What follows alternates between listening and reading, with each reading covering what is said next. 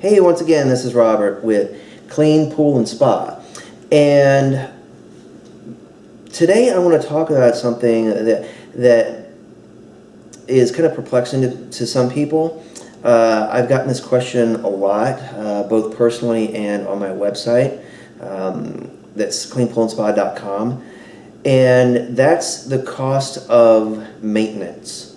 And how much does it cost to run a pool or to own a pool? Everything being considered. Now, if anyone tells you just flat out that it should cost this much right here all the time, and that's pretty much bad information. It's bad information or wrong information. You really can't say definitively how much it's going to cost to run a pool, because there are consistent parts to it, but there's also inconsistent parts, and there's variables that you need to consider. Now, some of the consistent parts are, say, where to keep your chlorine level. In your other chemical readings, chlorine 1.5 to 3.5 parts per million, pH 7.4 to 7.8, alkalinity 80 to 100, and so on and so forth. So those things are consistent. How to lower your alkalinity. Say you want to lower your alkalinity using muriatic acid, lower 10 parts per million per 10,000 gallons, use 0.8 quarts. Those types of things are very consistent. But there's other things, other variables that you need to take into consideration. What kind of filtration system do you have? Do you have sand cartridge or DE?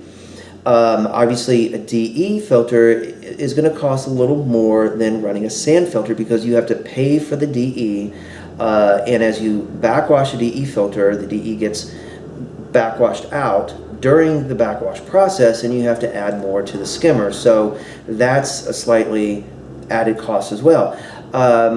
What kind of pump motor do you have? Do you have a half horse or one full horse pump? How much electricity is in your area, the kilowatts per hour? You have to take that into consideration as well.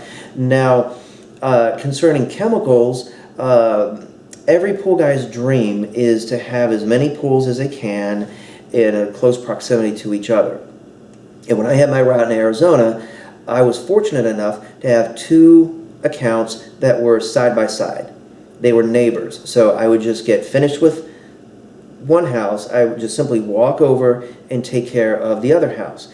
Now, one of the houses, a retired couple lived there, and they wanted to minimize their landscaping. So, and a lot of people there, if you're watching, in Arizona or Southern California or places like that, Texas, you can understand this, that they just put a couple cactus and rocks. They had a lot of rock landscaping, a couple plants, but that's really about it. And now these neighbors had two identical pools. Both of them were about 30,000 gallons, and they had sand filters. So you had one retired couple here, just had very bare landscaping, and right next door you had a family of six kids with 2 dogs and flowering plants, trees, shrubs, and bushes.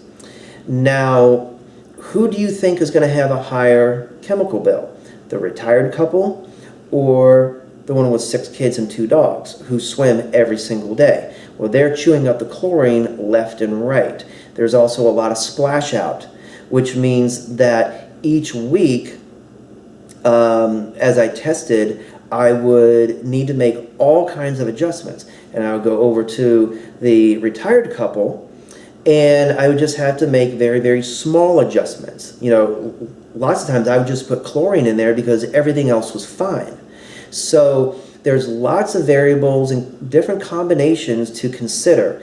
Anyone who says that it's this way all the time, no exceptions, without taking anything into consideration, they don't know what they're talking about. They don't have the experience to really make that judgment.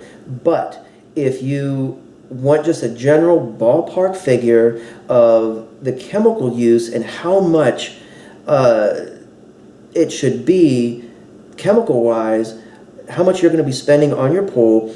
My experience since doing this since 1999, taking care of literally hundreds of pools, I found that around $20 to $25 per month is pretty good.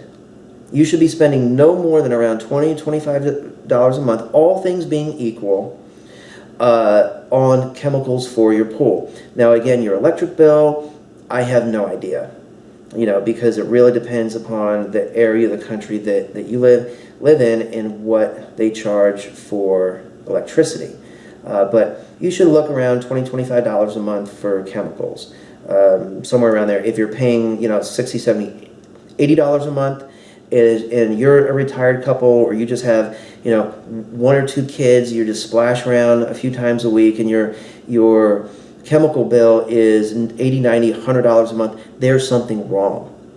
It should not be that much for a 25,000 gallon pool. Obviously, if you have a 50, 60, 70,000 gallon, it's going to be more.